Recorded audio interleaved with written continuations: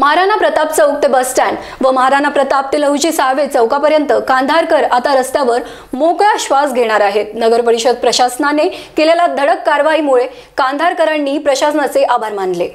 तत्कालीन जिल्हाधिकारी डॉक्टर श्रीकर परदेसी यांनी तालुक्यातील तत्कालीन लोकप्रतिनिधीचा विरोध जुगारून पोलीस बंदोबस्तात बस स्टँड ते शिवाजी चौक कांधार येथील अतिक्रमण काढून कंधारवासियांना दिलासा दिला।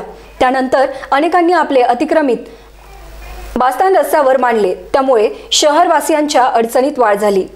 आता हीच बाब लक्षात घेऊन नगर परिषद प्रशासनाने अतिक्रमण दूर केले आहे। सुज्ञ नागरिकांमध्ये कोणत्या राजकीय व प्रशासकीय व्यक्तिमत्वामुळे पुन्हा असे अतिक्रमण का करता हा प्रश्न पडला आहे। सध्या तरी नगरपालिकेत प्रशासक आहे।